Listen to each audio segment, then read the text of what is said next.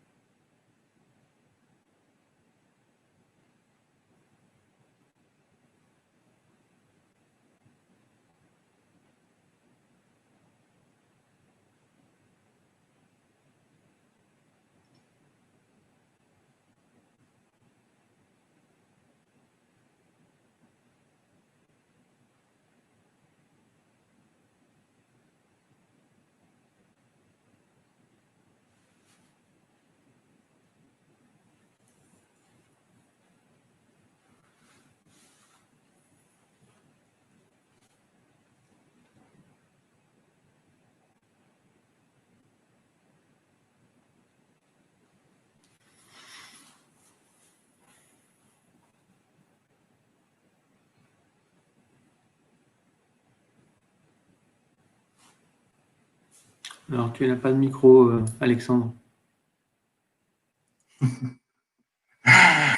Bonjour à tous. Donc, effectivement, je m'aperçois que je n'avais pas de micro. Donc, bonjour à tout le monde. Dans quelques minutes, on va commencer. On attend les derniers arrivants. Donc, ce que je disais, c'est qu'on va vous laisser poser vos questions sur le chat pendant le webinaire de Joël. Et moi, je vais en choisir quelques-unes de ces questions-là pour pouvoir interrompre Joël et qu'on puisse répondre un petit peu à la volée. Voilà.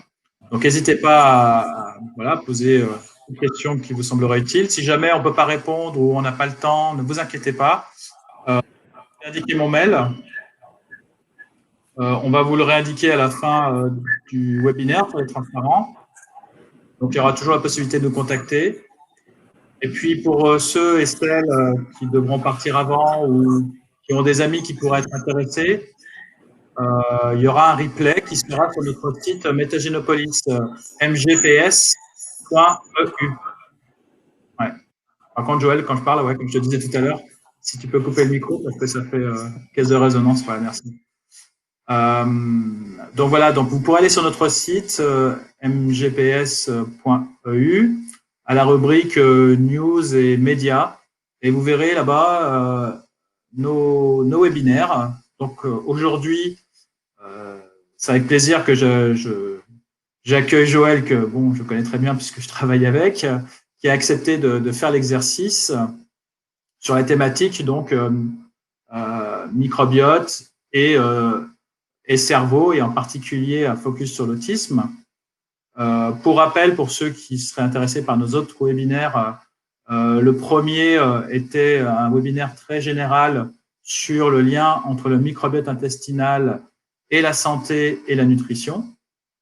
Et le deuxième, que l'on a fait avec Mathieu Almeida, un autre de nos scientifiques à Métagénopolis, a été sur la métagénomique, donc qui est la technologie qu'on utilise pour finalement caractériser le microbiote intestinal.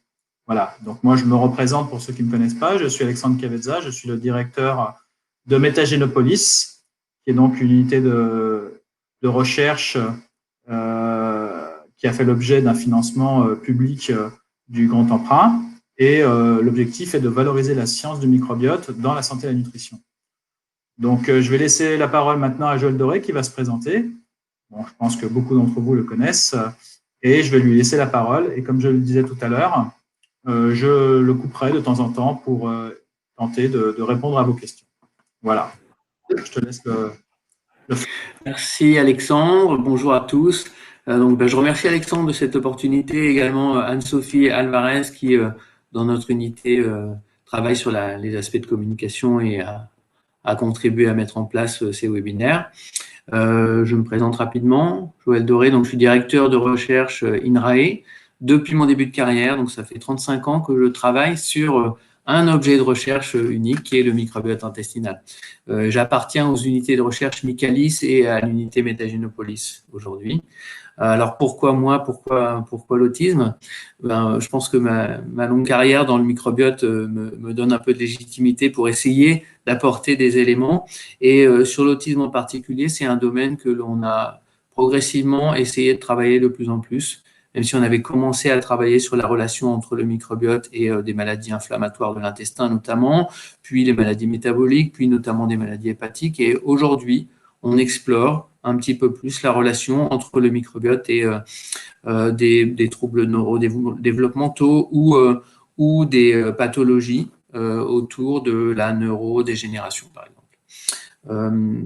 Et puis, ça a été pour moi l'occasion de rencontres intéressantes et de contacts directs avec notamment des parents d'enfants autistes. Et je vais juste mentionner une personne, donc les autres m'en voudront un peu, mais voilà. J'ai discuté pas mal avec Christine Buscaillon, qui a écrit Petit Léo et les 40 docteurs, et qui vient de mettre à jour un petit peu cette histoire de vie à travers son nouveau livre Quand j'avais l'autisme, dont j'ai écrit la préface. Voilà. Je pense qu'il y a une pertinence par rapport à ce que je vais raconter qui va au-delà de l'autisme sensu stricto, mais j'ai choisi de mettre un accent un peu particulier. Alors, dans la première diapositive que je voulais vous montrer, en fait, c'est simplement une déclaration de lien d'intérêt. Étant INRAE, un institut de recherche assez appliqué, finalement, tourné vers la société, et puis étant membre de Métagénopolis, qui est cette unité que dirige Alexandre et qui est elle-même en situation de fournir les outils de ce qu'on appelle la métagénomique à la communauté académique, mais aussi clinique et aussi industrielle. On a ces relations assez étroites avec l'industrie en général. Donc là, j'ai donné quelques exemples de conférences que j'ai fait à la demande de sociétés. J'ai également des recherches qui ont été cofinancées par des sociétés comme Danone, Mad Pharma, Bridor, globalement du domaine agroalimentaire ou du domaine de la pharma, un travail éditorial avec Biocodex. J'ai co-coordonné avec le professeur Philippe Marteau la sortie du livre Le microbiote intestinal il y a quelques années maintenant. Et puis, je suis également cofondateur et conseiller scientifique de la petite société Mad Pharma qui développe et conditionne des contenus intestinaux humains pour le transfert de microbiote fécal. Et c'est un point que j'aborderai un petit peu à la fin de ma présentation. Et je vais commencer par tout de suite présenter cette notion que l'humain est microbien, l'humain est écosystème, et que nous sommes des symbioses, en fait. Et j'appelle ça Homo sapiens symbiosis, pour faire cet écho à la symbiose. La symbiose, pourquoi? On développe notre microbiote en même temps, après la naissance, que l'on va maturer nos défenses naturelles. La naissance est le premier moment de la rencontre entre l'humain et les microbes. En fait, et ça va conduire pendant au moins 3 ans à une augmentation de la richesse et de la diversité de ces microbes. Ça conduit à des fonctions qui sont présentées ici au milieu, l'utilisation des aliments non digérés pris en charge par une partie du microbiote, une fonction de barrière ou de protection contre les bactéries environnementales, en général les pathogènes en particulier, une stimulation des défenses naturelles. Ça conduit à une contribution au développement de la paroi intestinale, au-delà même à des signaux vers tous les organes de l'organisme. Et le fait qu'on ait en même temps ce co-développement du microbiote et cette maturation des défenses naturelles conduit à une situation où le microbiote est reconnu comme une composante du soi, ce qu'on appelle le soi en immunité, et c'est un élément important de la relation de symbiose, qui est une relation à bénéfice mutuel. Alors, on est microbien, on est porteur, on interagit en permanence avec à peu près 100 000 milliards de bactéries, et puis il y a aussi des champignons, des levures, des virus et des phages, dans le contenu intestinal notamment. C'est à peu près autant que de cellules humaines dans l'organisme humain. Les microbes sont localisés un peu partout, au niveau de la peau notamment, mais également au niveau de la sphère orale et respiratoire, dans les muqueuses, de façon globale, au niveau de la sphère urogénitale, et puis bien sûr intestinale, où on a la plus grande diversité et la plus grande richesse de micro-organismes. Et aujourd'hui, on est capable de caractériser cet écosystème au niveau des gènes, et donc en moyenne, chaque individu est porteur de 600 000 gènes microbiens face à 23 000 gènes du génome humain, donc 25 fois plus que de gènes humains. De ce point de vue-là, on est un peu plus de microbiens que humains. Alors, je vais commencer par présenter ce que nous apprend la science de la métagénomique. Ça fait un petit peu écho, en partie redondance avec ce qui vous a été déjà présenté dans nos webinaires de MGP Academy.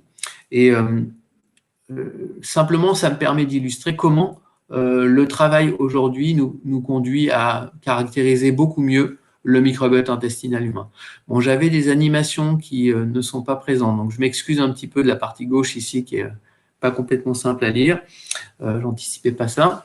Donc, le métagénome, qui est cet objet sur lequel on travaille, c'est l'ensemble des génomes combinés des microbes dominants pour ce qui nous concerne, l'intestin humain. Et la possibilité de caractériser le métagénome a constitué une révolution technologique qui s'est développée au tournant du siècle. Alors, quelques définitions. Quand je parle de microbiote, je parle des organismes, donc des bactéries par exemple, et des champignons, des levures qui sont présents dans l'écosystème. Quand je parle de microbiome, eh bien, ce sont les génomes, les protéines, l'ensemble des protéines, on parle de protéomes, l'ensemble des petites molécules, des métabolites, on parle de métabolomes qui constituent la production des micro-organismes du microbiote. Et le travail que l'on réalise consiste de façon assez schématique à extraire l'information génétique à partir du contenu intestinal, puis la caractériser par séquençage massif, comme on avait séquencé le génome humain jusque-là, et puis assembler, annoter les gènes et construire un catalogue de référence de gènes. Donc, ce qu'on a appris pour l'instant, c'est qu'on est composé d'un grand nombre d'espèces microbiennes. Par individu, c'est en moyenne de 100 à 300 espèces différentes, que ce microbiote est plutôt stable au cours du temps, après l'âge de 3 ans, puisque c'est l'âge où il se stabilise après son développement, et jusqu'au grand âge, et on sait que chez la personne âgée, il y a une partie d'évolution qui existe et qui est bien reconnue. Il est stable et il est aussi résilient, il est capable de retrouver son état d'équilibre initial après un stress mineur comme un traitement antibiotique unique. Mais cependant, il est modulable et notamment modulable par l'alimentation. Et puis, il est divers.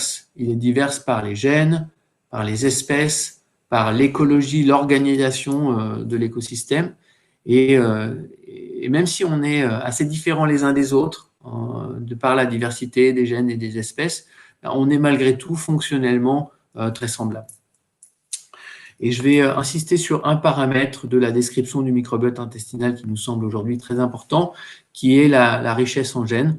On a pu noter qu'il y avait une faible richesse en gènes chez certains sujets dans la population générale, et notamment quand on a travaillé sur des patients. Et ce que représente cette courbe, c'est le nombre d'individus que l'on va observer pour des des classements en fonction du nombre de gènes, de très peu de gènes à énormément. Ici, c'est 200 000 jusqu'à plus de 1 million, en fait, par microbiome, par métagénome individuel. Et donc, on voit qu'on a des individus à faible richesse, des individus à haute richesse. On n'a pas une distribution classique de courbe en cloche. Et on a même, si on sépare de la population générale en noir ici, les individus obèses et non obèses, un groupe métabolique sur lequel on travaille à l'époque, une distribution qu'on appelle bimodale, avec une fraction de population à microbiote riche, une fraction de population à microbiote pauvre. Et c'est environ 10 à 15% dans la population générale non obèse. C'est 25% chez les sujets en surpoids ou obèses légers. Et c'est jusqu'à 75% chez les sujets en obésité très très élevée qu'on a également étudié. On a montré qu'une faible richesse en gènes est associée à des paramètres du métabolisme ou des paramètres inflammatoires qui sont altérés. C'est également associé à une non-réponse à une restriction calorique alimentaire dans l'obésité qui a vocation à faire perdre du poids. Et puis, dans le contexte des maladies hépatiques, on a montré que c'est associé à une plus grande sévérité et un risque de progression plus rapide dans la maladie.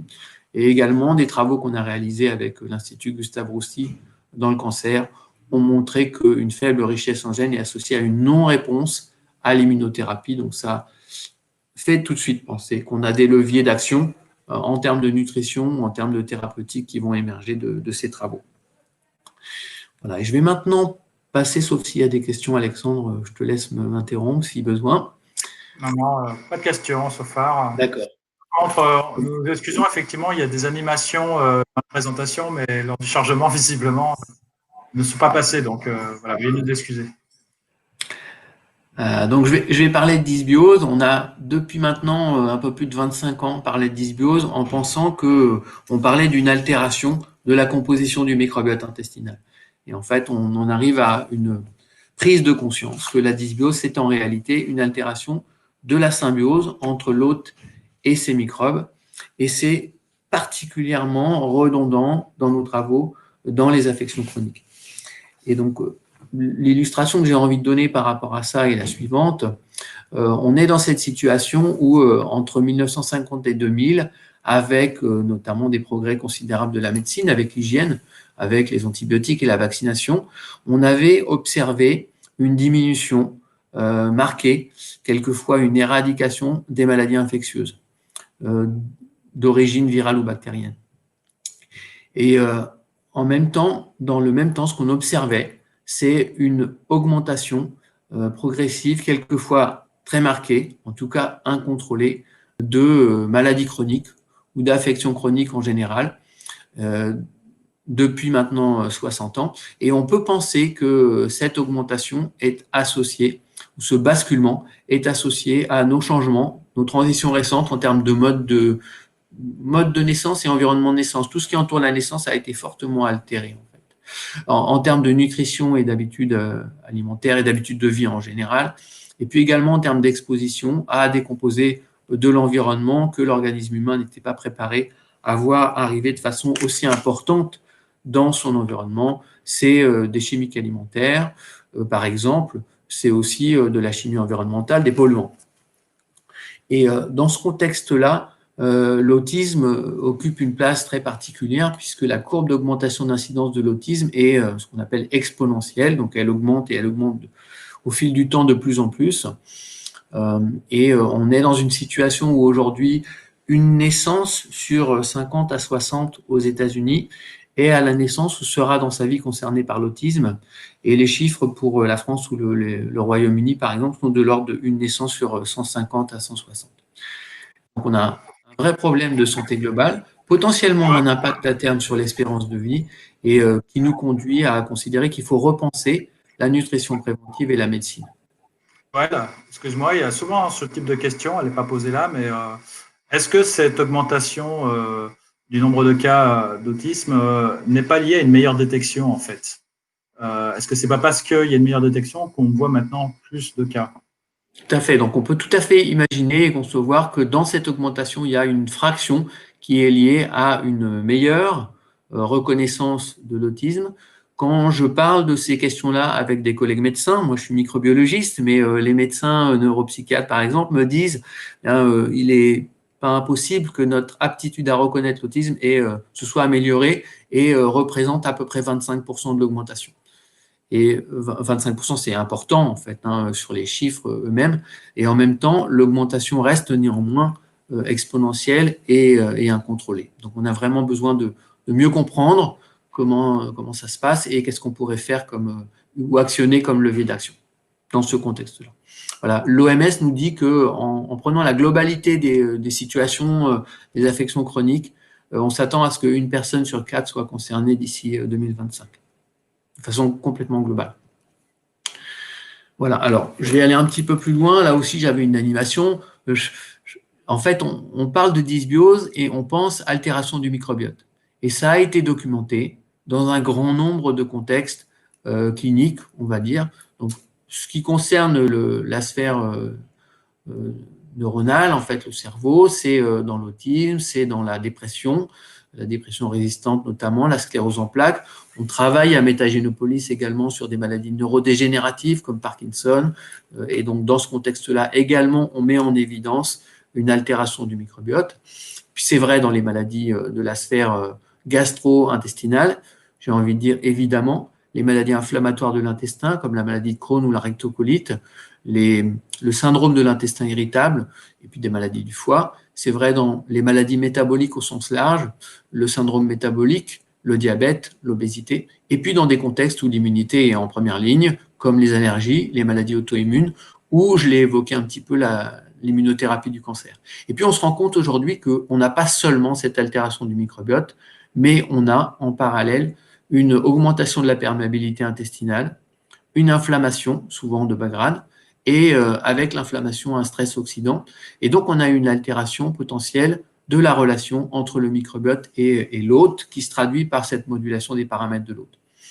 Très souvent, on est dans des situations où on n'a pas de solution de prévention ou de traitement. Joël, pour revenir au slide sur la montée exponentielle des cas d'autisme aux États-Unis, il y a une question, est-ce que cette augmentation est la même en Europe? Et j'ai envie d'aller plus loin dans cette question. S'il y a une différence, comment on peut l'expliquer entre les différentes régions du monde?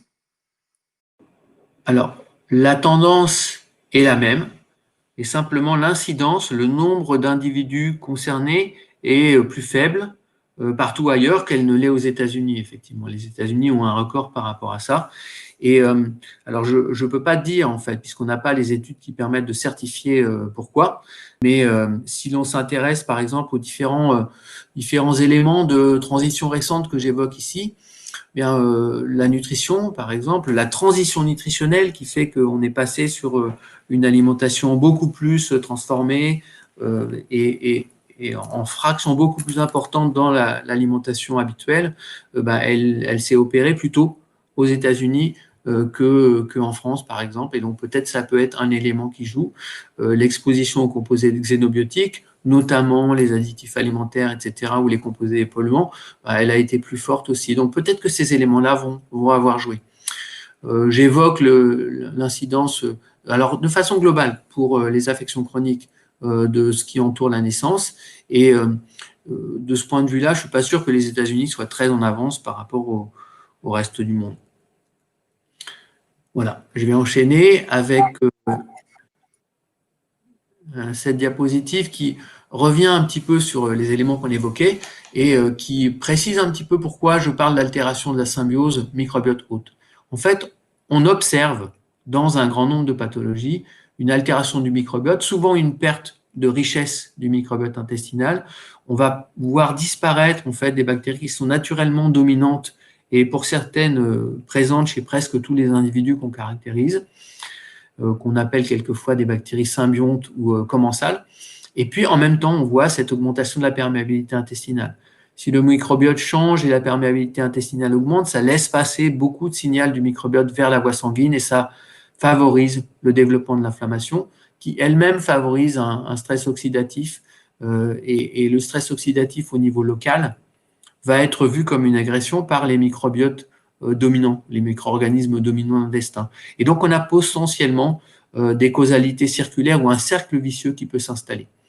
Et on sait aujourd'hui que quand on a un cercle vicieux qui peut s'installer, on n'a pas nécessairement de réelle continuité entre l'état de santé et l'état de maladie. On peut avoir des ruptures en fait d'équilibre et des équilibres finalement associés à la maladie ou au dérèglement qui peuvent être très compliqués à contrebalancer, à finalement un cercle vicieux qui va être très compliqué à casser.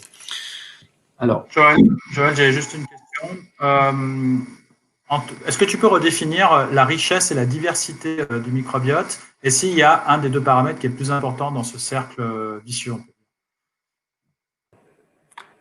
Une question intéressante. On parle des deux. Dans la littérature scientifique, on parle des deux aussi. Quand on parle de richesse, on peut faire les choses voir les choses assez simplement. On est simplement en train de compter et on va compter pour le microbiote intestinal les gènes microbiens en général, ou les espèces. Et donc, c'est simplement le nombre d'espèces ou de gènes dominants que l'on va observer dans un écosystème intestinal donné. Et puis, quand on parle de diversité, on fait une extrapolation un peu plus large. Donc, c'est même utilisé dans des contextes où on ne cherche pas à caractériser l'ensemble des gènes du système comme on fait à Métagénopolis en métagénomique, mais où simplement on peut utiliser un gène marqueur des bactéries et ça suffit pour extrapoler cette mesure de la richesse en paramètres de diversité. On a des index de diversité, donc ça complexifie un petit peu le discours, mais en même temps, voilà, c'est une mesure qui est classique dans la littérature scientifique. Très bien, merci. Voilà, et si on a effectivement la possibilité de l'installation d'un cercle vicieux, au-delà de ce que j'évoquais sur le fait qu'on n'a plus nécessairement de continuité entre les états stables santé versus maladie, ça a des incidences assez importantes. Jusque-là, dans la nutrition, quand on essaye d'agir sur le microbiote ou sur l'individu, on va vraiment cibler le microbiote intestinal en premier lieu par la nutrition. Et dans la médecine, ce qui est ciblé, c'est pas du tout le microbiote, en fait, c'est plutôt les symptômes et essentiellement, en termes de symptômes, l'inflammation. Donc, dans certaines maladies chroniques, on va gérer l'inflammation par des anti-inflammatoires. Si ça ne répond pas, on va utiliser des corticoïdes. Et si ça ne répond pas, on peut être, notamment dans les maladies inflammatoires de l'intestin, amené à retirer des morceaux d'intestin, en fait, des segments d'intestin.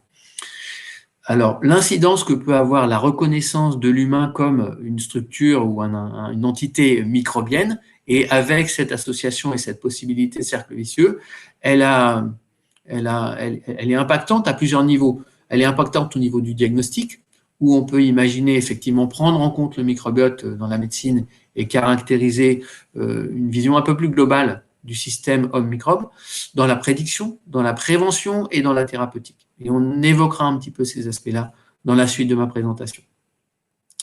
Voilà, je vais passer à la diapositive suivante, où ce que je vais essayer de faire ici, c'est de mettre l'accent sur l'importance de la relation hôte-microbe, plus particulièrement dans l'autisme. Comme je l'ai évoqué, en fait, on peut probablement, en partie au moins, extrapoler plus généralement au contexte de la relation entre l'intestin et le cerveau, l'axe intestin-cerveau. Et donc, je vais commencer par cette illustration. En fait, on sait maintenant qu'il existe une relation entre l'intestin et le cerveau. Elle a été beaucoup documentée, mais dans une période assez récente. Et notamment au départ, il y a eu des travaux de collègues du Karolinska Institute à Stockholm qui avaient montré que si on dispose de souris qui sont élevées sans germes, sans micro-organismes, dans des bulles stériles, et qu'on peut inoculer avec un microbiote de souris, du coup, on pouvait comparer ces souris-là, sans germes d'un côté, colonisées par un microbiote de l'autre, et essayer de voir si la présence des micro-organismes avait un impact sur le comportement animal. Et ce que nos collègues avaient montré, c'est que, effectivement, quand on compare, et notamment sur une mesure de l'anxiété, comportement anxieux, on met en évidence que la présence du microbiote intestinal conditionne un développement anxieux chez le modèle souris sur lequel on travaille. Et au-delà de ça, la mesure dans le cerveau de la concentration de composés neuroactifs, de neuromédiateurs, montre que la présence du microbiote a effectivement un effet sur la concentration des neuromédiateurs dans le cerveau. Alors, en termes de mécanismes, la façon dont ça procède, en fait, on sait très bien qu'il y a une relation du cerveau vers l'intestin. C'est celle qui va conditionner, par exemple, la diarrhée avant l'examen. Donc, une manifestation tangible de la santé ou du bien-être intestinal parce qu'il y a un facteur de stress. Il y a également des facteurs indirects qui peuvent passer. Le stress peut, par exemple, moduler la production d'hormones au niveau des glandes surrénales, les glandes qui sont positionnées au-dessus des reins, qui agissent dans tout l'organisme, et notamment le cortisol, qui, au niveau de la paroi intestinale, va entraîner une perméabilité et donc va pouvoir accompagner un mécanisme de réponse à un stress. Dans l'autre sens, il y a aussi de la signalisation, c'est ce qui est illustré ici à gauche, et par différents moyens. Et donc, il y a une voie qui est purement nerveuse, qui passe par des neurones, et il y a effectivement un ensemble très vaste de neurones qui sont positionnés autour de la paroi intestinale. On dit qu'il y a autant de neurones autour de la paroi intestinale d'un humain que de neurones dans le cerveau d'un chat. Donc, c'est vraiment une composante importante du système nerveux humain, ce système nerveux qu'on appelle entérique. Et il y a une signalisation directe à travers les neurones et la voie nerveuse, les nerfs. Et puis, il y a des signalisations alternatives ou parallèles. C'est les petites molécules produites par les microbes intestinaux. Et ça peut concerner des petites molécules comme ce qu'on appelle les acides gras à chaîne courte, issus de la fermentation bactérienne. Et puis aussi des molécules dont on sait qu'elles sont neuroactives, comme le GABA, la sérotonine, ou les précurseurs. Ouais, Joël, excuse-moi de t'interrompre parce que je suis en train de chatter avec Livia de Watcher Briali. Il y a une question que je ne comprenais pas beaucoup au début, mais je pense peut-être en saisir un peu plus le sens. C'est visiblement associé à l'autisme, peut-être pas que dans ce cas-là. Est-ce qu'il est possible que certains comportements dits criminels, associabilité ou voilà, ce type de comportement qui est en lien avec une forte remise en cause des règles et des lois, avec passage à l'acte, est-ce qu'on pourrait imaginer que c'est peut-être lié aussi à un dérèglement, à une dysbiose du microbiote? On ne t'entend pas, le micro. Pardon. Je vais donner les informations que je peux donner, c'est-à-dire ce que nous dit la science. Et je n'irai pas au-delà en termes de spéculation. Ce que nous dit la science, c'est qu'elle s'intéresse vraiment à des contextes de dérèglement, de maladies, mais à ma connaissance, il n'y a pas eu de travaux qui tentent de mettre en évidence des signatures particulières du microbiote ou d'altération de la symbiose microbiote-hôte chez des criminels, par exemple, ou dans des contextes de manifestations extrêmes d'un dérèglement au niveau neurologique. Dans les maladies ou les contextes de troubles du développement ou les maladies neuropsychiatriques, en fait, on a pu mettre en évidence des altérations de la composition du microbiote intestinal. C'est vrai pour la dépression, notamment la dépression résistante aux traitements antidépresseurs. C'est vrai pour la schizophrénie. C'est vrai pour les troubles bipolaires.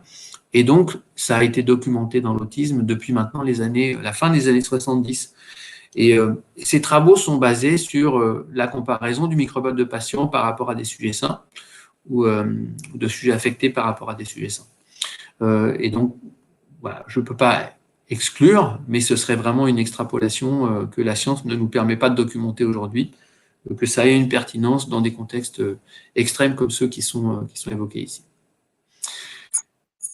Voilà. Il y avait un point que j'avais pas, ou deux modalités du dialogue intestin-cerveau, de l'intestin vers le cerveau que j'avais pas mentionné. C'est la production de cytokines, de molécules actives par les cellules de l'immunité, donc les cellules dendritiques ou des globules blancs, en fait, qui sont juste derrière la paroi intestinale, et leur rôle est important en termes d'immunité à ce niveau-là, certaines des molécules qui produisent, les molécules de l'inflammation, la plupart du temps, peuvent être actives au niveau du cerveau.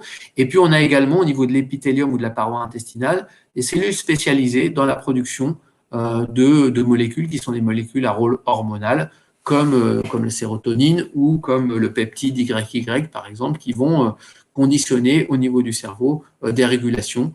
Le PYY, par exemple, va conditionner la perception de satiété pendant la prise du repas. Et puis, il y a un élément important que documente la recherche, la science aujourd'hui, c'est le fait que, moi, je parle essentiellement parce que je m'intéresse au microbiote intestinal de la région locale de la paroi intestinale qui peut se dérégler. Quand elle se dérègle, souvent, on a ce qui est illustré ici en rouge, cette augmentation de perméabilité, ce passage de petites molécules qui vont stimuler les cellules de l'immunité et donc les défenses naturelles et qui vont promouvoir de l'inflammation. Et en fait, ce que l'on sait aujourd'hui, c'est que quand on a inflammation au niveau intestinal, on a un dérèglement d'une autre barrière, qui est la barrière qu'on appelle hémato-encéphalique, qui est de façon simple l'intégrité de la paroi des vaisseaux sanguins au niveau du cerveau. Et donc, ce que l'on est en train de dire ici, c'est que quand les choses ne vont pas bien au niveau intestinal, les signaux que ça conduit à diffuser dans tout l'organisme vont altérer au niveau du cerveau et favoriser le passage de molécules du sang vers le cerveau et potentiellement de molécules oxydantes, pro-inflammatoires et qui vont installer une inflammation de bas grade dans le cerveau qui va potentiellement jouer sur la signalisation et les échanges entre les neurones. Alors, j'évoquais le fait qu'on avait documenté dans un grand nombre de pathologies l'altération du microbiote intestinal. Oups, je crois qu'il me manque… non. Excusez-moi, une toute petite seconde. Oui, d'accord. Donc, j'y viendrai après. Je vais d'abord documenter celle-ci qui nous parle dans l'autisme, les symptômes intestinaux. Effectivement, en tant que microbiologiste de l'intestin, je vais essentiellement parler d'une situation particulière dans la population de sujets autistes, qui est les sujets autistes avec symptômes intestinaux. Et ce qui a été documenté assez bien, notamment par ces travaux de Jim Adams, qui est basé à Oklahoma State University aujourd'hui, c'est que les composantes du score d'autisme sont toutes plus marquées en présence de symptômes intestinaux. En fait, c'est ici un index de symptômes gastro-intestinaux qui est le 6 GSI, basé sur 6 questions. Et quand on compare des individus avec un score de symptomatologie intestinale élevé en violet par rapport à des sujets autistes avec un score faible, peu de symptomatologie ou pas de symptomatologie intestinale, eh bien on a ce décalage. Les scores d'autisme sont plus élevés, quels que soient les domaines auxquels on s'intéresse, la parole, la socialisation, les perceptions sensorielles ou cognitives et les aspects physiques et comportementaux. Et associé à ça, on a cette mesure, cette évaluation que dans l'autisme, eh bien, il y a plus de 50% des sujets qui ont des symptômes intestinaux. Donc, c'est vraiment beaucoup plus prévalent que ce qu'on a en population générale, où en population générale, on a environ 15% des individus qui ont des symptômes intestinaux au point de consulter en gastro-entérologie. Puisque je montre ici à droite, toujours de la même publication de Jim Adams, c'est qu'associé à cette altération, on a en fait un microbiote qui est particulièrement altéré au point que ça se traduise par une moindre production d'acide gras chaîne courte, donc une moindre activité métabolique du microbiote intestinal. C'est ce qui est en bleu clair et en rouge par rapport au contrôle neurotypique représenté en jaune ici. Alors, Joël, il y a quelques questions. La première, c'est toujours la même chose, de la poule et de l'œuf, qui est venu en premier. Donc, est-ce que c'est d'abord l'autisme qui induit des symptômes intestinaux ou l'inverse, avec l'argumentaire de dire, les gens atteints de troubles autistiques ont moindre attention à l'alimentation, peut-être, et ce qui pourrait expliquer que justement ça dérègle leur microbiote. Oui.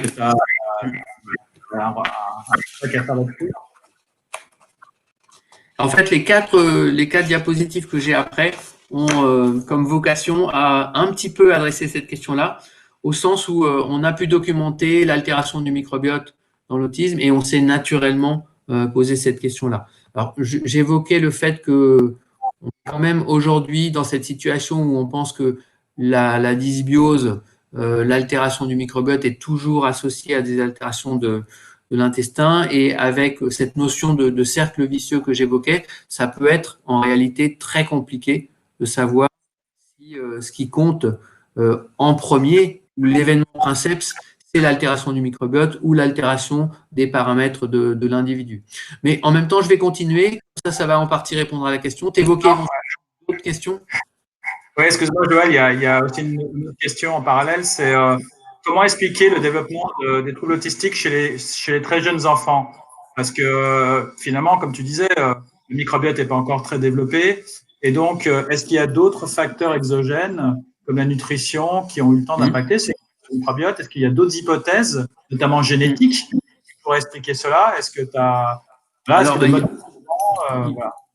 j'en parlerai pas, mais il y a effectivement tout un pan de travail sur la génétique dans l'autisme, et il y a des gènes de prédisposition qui ont été bien identifiés.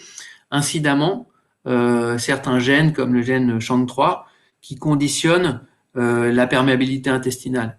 Et donc, on peut imaginer conceptuellement que les patients qui ont une mutation du gène SHANK3 vont avoir une perméabilité intestinale altérée, et vous voyez comment c'est tout de suite un levier du cercle vicieux que je présentais tout à l'heure, qui peut finalement se dérégler, et donc le cercle vicieux va pouvoir s'installer beaucoup plus facilement. Il faudra certainement d'autres facteurs environnementaux pour, sur un terrain génétique favorisant, aboutir à cette situation.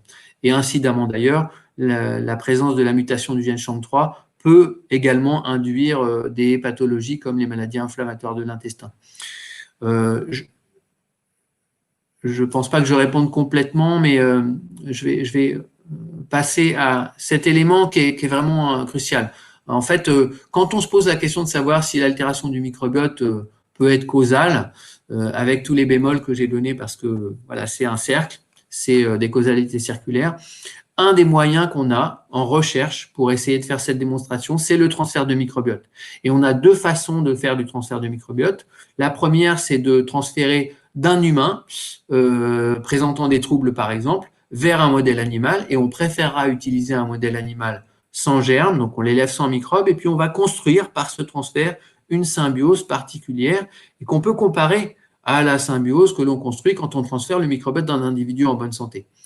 Et on va essayer de voir si l'installation de cette symbiose potentiellement altérée confère un risque de développement ou reproduit même les symptômes de la maladie. Et ça a été fait dans ce que j'ai représenté en rouge ici. Donc les premiers travaux sont probablement ceux dans l'obésité. Vous voyez que dans l'autisme, on a un travail tout récent que je vais documenter un petit peu plus. C'est également réalisé dans la dépression résistante, dans la sclérose en plaques, dans la maladie de Crohn, la NASH et la cirrhose. Alors, dans l'autisme en particulier, le travail qui a été fait, qui est un travail de l'équipe de Sarkis Mazmanian à Caltech en Californie, dont Sharon est le premier auteur, c'est un travail publié l'année dernière, a consisté à prendre le microbiote de sujets dans le spectre de l'autisme versus des contrôles neurotypiques, à inoculer avec leur microbiote des animaux sans germes et à les faire reproduire. Et c'est seulement sur la deuxième génération que l'équipe de Sarkis étudie les conséquences de la présence d'un microbiote ou de l'autre et montre que le microbiote de sujet autiste induit en modèle souris et chez la deuxième génération une altération du comportement mesurée sur les mesures standardisées, une altération de l'expression des gènes au niveau du cerveau, notamment pour des gènes qui ont déjà été identifiés comme potentiellement prédisposants, une altération de la barrière intestinale, c'est ce qui est illustré un petit peu à ce niveau-là, et puis une altération du microbiote et des pertes de fonction au niveau du microbiote qui font que des petites molécules vont disparaître dans le contexte des animaux inoculés avec le microbiote des patients. C'est le cas pour deux molécules que je cite ici, le 5-aminovalérate et la taurine. Et l'équipe de Sarkis est allée encore plus loin, c'est-à-dire qu'ils sont partis de ces petites molécules et ils les ont utilisées sur un modèle animal d'autisme pour essayer de voir s'ils arrivaient à moduler les symptômes. Et de fait, l'excitabilité neuronale est restaurée par l'administration des petites molécules 5-AV et taurine dans un modèle souris d'autisme. On est loin du contexte humain, évidemment, mais ça donne un élément de démonstration d'un rôle causal potentiel. Alors, on a envie de dire du microbiote intestinal, mais en fait, on a restructuré la symbiose complètement. Donc, on ne peut pas dire si, dans ce contexte-là, c'est seulement le microbiote qui joue. Le microbiote tout seul est capable de reconstruire une symbiose altérée qui fait qu'on a la symptomatologie qui est observée. Et l'autre modalité de transfert de microbiote qu'on peut utiliser pour documenter un lien de causalité potentiel, c'est le transfert de microbiote de l'homme vers l'homme. Donc là, l'objectif est de restaurer une symbiose, une homéostasie, et ce faisant, d'atténuer les symptômes ou de protéger contre l'aggravation d'affections chroniques. Et il y a un petit peu moins de contexte où ça a été fait. Nos collègues hollandais ont par exemple montré que dans le diabète de type 2, on peut faire sortir un diabétique de ses paramètres du diabète pendant 6 à 8 semaines si on remplace son microbiote par le microbiote d'un individu non diabétique. Dans la cirrhose, on a montré qu'on pouvait protéger pendant 1 an des individus qui sont en phase très très avancée, très grave de cirrhose. Et il y a également des données dans la maladie de Crohn, des données françaises en fait, et dans la rectocolite hémorragique. Dans le spectre de l'autisme, donc il y a un travail qui a été fait, c'est les équipes de Jim Adams, et donc je vais l'illustrer en fait dans la diapositive suivante. Peut-être avant de prendre des questions s'il y en a à nouveau. Ce qu'a fait Jim Adams, c'est travailler sur 18 enfants autistes et souffrant de symptômes intestinaux. Cet élément est vraiment important. L'objectif raisonnable, modeste, humble, on va dire, qui était donné au départ, était d'essayer de montrer que le transfert de microbiote vers des enfants autistes avec symptômes intestinaux permettrait d'éliminer les symptômes intestinaux, ou du moins de les faire diminuer considérablement. On sait qu'ils sont fréquents et on sait que leur présence est corrélée à la sévérité. Donc là, il y a un pré-traitement pendant 15 jours avec un antibiotique pour préparer l'écosystème intestinal et puis une forte dose suivie de doses quotidiennes pendant 2 mois. C'est une pratique assez peu courante dans la recherche, parce que c'est que la recherche pour l'instant, dans l'autisme. Et puis, les sujets ont été suivis pendant 4 mois et même, on a un retour 2 ans après que je vais évoquer. Les résultats sont que on a une diminution des symptômes intestinaux qui sont mesurés par une mesure formelle, en fait, classique, normée des symptômes. Et on voit très bien ici la diminution des symptômes intestinaux telle qu'elle est mesurée pendant 18 semaines. Et dans le même temps, ce qui est fait, c'est cette mesure des symptômes d'autisme. Et ce que l'on voit, c'est une amélioration du contexte, mais modérée pendant la période des 18 semaines. Quand Jim Adams et ses collègues ont inclus les patients dans l'étude, bien ils avaient 18 enfants, dont 80% étaient classés par les mesures standardisées des psychiatres autistes sévères. Et ce qui a été montré, c'est que 2 ans après, et c'est une nouvelle publication qui date de l'année dernière, eh bien il n'y a plus que 20% d'autistes sévères. Donc non seulement on a par cette démarche restauré un écosystème et une symbiose qui est plus favorable en termes de symptômes intestinaux, mais dans le même temps, ce qui est observé, c'est une amélioration au fil du temps, au point que, bien finalement, on induit une amélioration des symptômes autistiques. Et au-delà de ça, il y a, dans mon souvenir, 40% des patients qui sortent du spectre de l'autisme par les mesures classiques, en fait. Donc, on a potentiellement un impact vraiment fort par cette approche. Alors, cette approche, je suis obligé de dire qu'elle est seulement expérimentale aujourd'hui. Jim Adams est en train de consolider ses observations parce que 18, c'est vraiment une toute petite cohorte de patients et on espère pouvoir également en France développer des travaux sur un plus grand nombre d'individus pour pouvoir montrer qu'effectivement, sur le long cours, on a un effet et pouvoir aller jusqu'à proposer des options comme ça en démarche thérapeutique, on va dire. Et Joël, une question. Excuse-moi. C'est vraiment expérimental. Oui. Excuse-moi de t'interrompre. Donc, une question, c'est le transfert donc, du microbiote, j'imagine, c'est un transfert classique. Est-ce qu'il y a des microbes et des bactéries qui ont été spécifiquement identifiées comme étant influentes dans d'amélioration de... Alors, c'est une très bonne question, bien sûr. Dans l'autisme, je l'évoquais tout à l'heure, on a des données sur l'altération, la déviation du microbiote intestinal, mais qui ont été acquises pas par les méthodes de métagénomique qu'on utilise à Métagénopolis, mais par des méthodes qui ciblent un gène unique et qui sont difficilement standardisables et donc pour lesquels on n'attend pas à avoir les résultats concordants d'un laboratoire à l'autre. Et c'est vraiment ce qu'on a observé. C'est-à-dire que les gens ont pu documenter la disparition d'une espèce donnée sur des études aux États-Unis, puis d'autres espèces sur des études en Angleterre, puis d'autres encore sur des études dans d'autres pays européens. Et on n'a pas de convergence ou de consistance vraiment forte dans ces observations, malheureusement, pour l'instant. Donc, l'espoir, c'est qu'en mettant en œuvre des outils de métagénomique tels qu'on les utilise, on pourra effectivement avoir des observations un peu plus robustes. En même temps, je vais rebondir sur cette question-là pour dire, voilà, on se pose la question de savoir comment on va essayer d'agir après. Et il y a pas mal de contextes dans toutes les maladies ou les affections chroniques que j'ai évoquées où on sait mettre en évidence une disparition d'un micro-organisme en particulier et où on a de poser la question en termes de recherche, est-ce que restaurer ce micro-organisme unique va permettre d'obtenir des effets sur les symptômes des maladies. Et donc, il y a beaucoup de domaines dans lesquels cette démarche-là est mise en œuvre. À ma connaissance, pas dans l'autisme.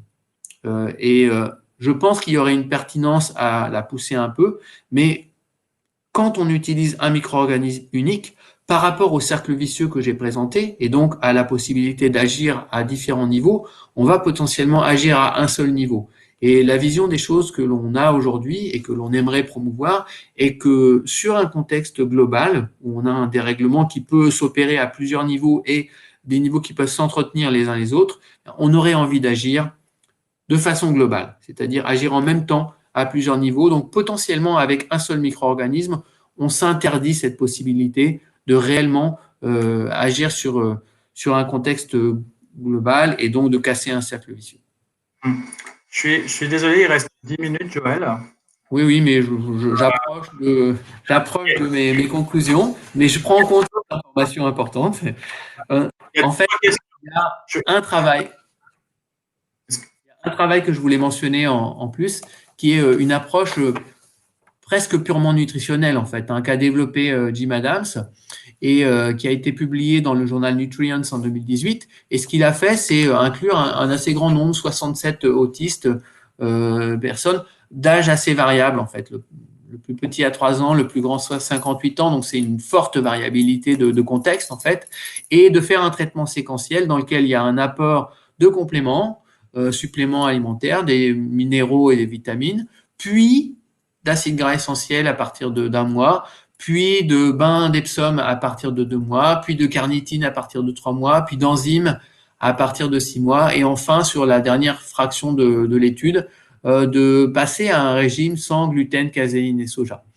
Et ce qui a été montré, c'est que l'évaluation des symptômes, qui était à la fois par l'équipe de chercheurs, mais aussi par l'apport d'enquête auprès des parents, c'est qu'on a des symptômes autistiques, un âge développemental, des capacités intellectuelles non verbales, une biologie minérale et vitaminique qui sont améliorées dans ce contexte avec comme résultats principaux, pour les paramètres, les améliorations sont supérieures avec notamment la partie régime en fait. Et l'impact, parce qu'il y avait un contrôle en fait sans intervention. Et l'impact est plus marqué pour les apports qui concernent les minéraux et vitamines, les acides gras et l'exclusion du régime de gluten, caséine et soja.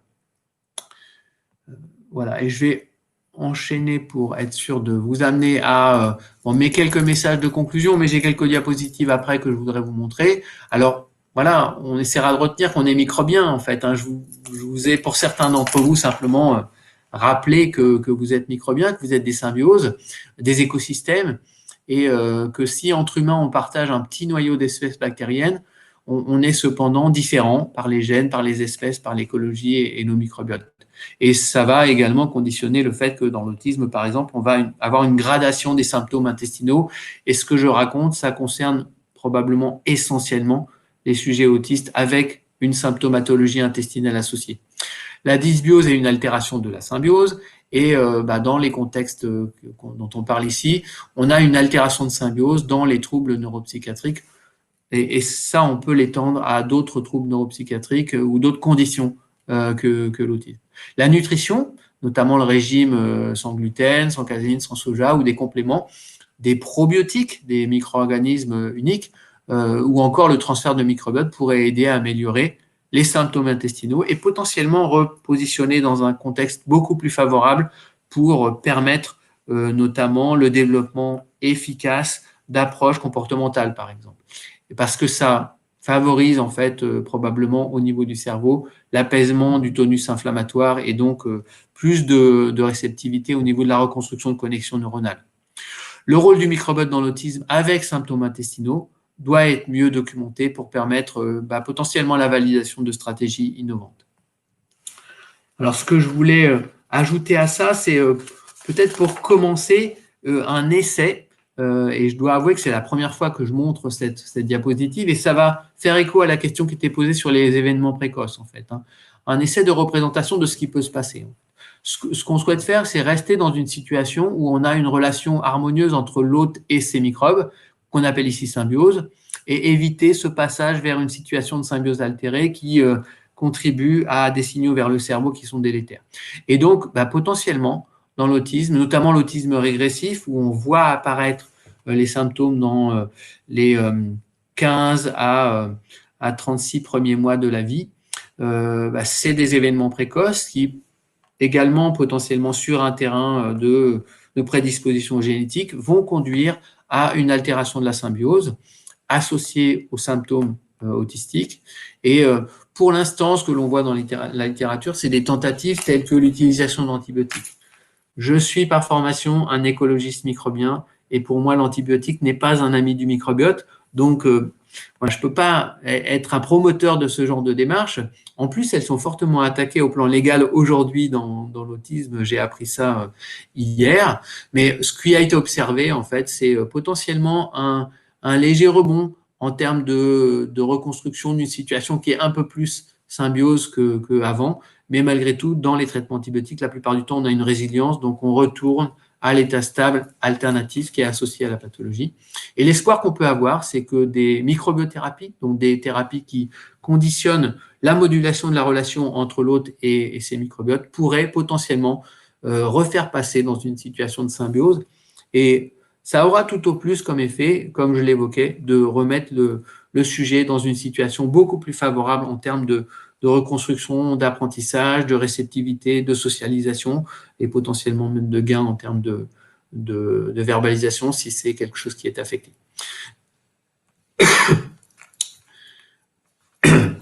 Alors, on est impliqué au niveau de Métagénopolis dans un grand programme financé par la Commission européenne qui s'appelle GEMA, que vous retrouverez sur Internet, en fait, GE2MA, et qui va viser à recruter 600 nourrissons à risque d'autisme. Donc, il ne s'agit pas de sujets atteints d'autisme, mais par contre, il y a un risque accru qui est lié simplement au fait qu'il y a dans la fratrie un enfant autiste et on sait que ça c'est associé à un risque plus important.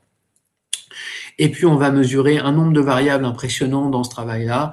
Le travail vient de commencer à peine et Métagénopolis est impliqué dans la caractérisation du microbiote intestinal, mais qui sera complété par l'analyse des métabolites, de l'épigénome, et des fonctions immunitaires. Voilà. J'enchaîne. Métagénopolis, simplement pour dire qui on est, en fait. On est une structure de métagénomique intestinale humaine, basée à l'INRA de Jouy-en-Josas, et on a une quarantaine de collaborateurs présents sur le site. Notre expertise est vraiment centrée sur le microbiome intestinal animal et humain, et son rôle dans la santé et la maladie. Et on a des compétences qui sont internationalement reconnues et un financement des investissements d'avenir, comme l'a évoqué Alexandre Caveza tout à l'heure. Et puis, une dernière diapo que je vais laisser ici pour prendre les dernières questions qui peuvent s'être posées. Merci Joël, je suis désolé, on arrive au bout de l'exercice, je vois qu'il y a encore quelques questions. En fait, de toute façon, il y a que vous voyez associés. Si jamais vous avez effectivement, vous voulez vraiment avoir une réponse à ces questions, on pourra en prendre une s'il reste encore une minute. Eh bien, écrivez-nous. Si vous voulez en savoir plus, parce qu'on n'a pas trop parlé de ce projet French Gut que nous sommes en train de monter et qui s'inscrit dans un projet beaucoup plus international qui est le 1 Million Microbiome Human Project, n'hésitez pas à venir. Vous retrouvez de toute façon toutes ces informations sur notre site. Bien évidemment, pour ceux qui travaillent dans ce domaine en R&D, n'hésitez pas aussi à venir nous voir parce qu'on pourra très bien construire ensemble un projet pour avancer dans le domaine de la santé et de la nutrition. Alors, je peux prendre encore une question. J'ai envie de dire que French Gut, on peut aller un petit peu plus loin. Dans le projet French Gut dont parle Alexandre, on va, à partir de l'année prochaine, recruter 100 000 individus français en bonne santé et atteints de divers troubles pour caractériser leur microbiote intestinal. Et donc, ça va être un projet ouvert à la population générale. Et donc, vous serez informés par voie de presse de toute façon quand on lancera ce projet-là. Voilà. Donc, je vous remercie. Nous allons arrêter là. Désolé pour les dernières questions, mais vous avez nos mails, donc n'hésitez pas. Et on vous dit à bientôt pour notre prochain webinaire. Regardez notre site qui sera un peu plus technique sur la métagénomique et les techniques qu'on utilise un peu plus en profondeur que le webinaire numéro 2. Merci beaucoup. Au revoir.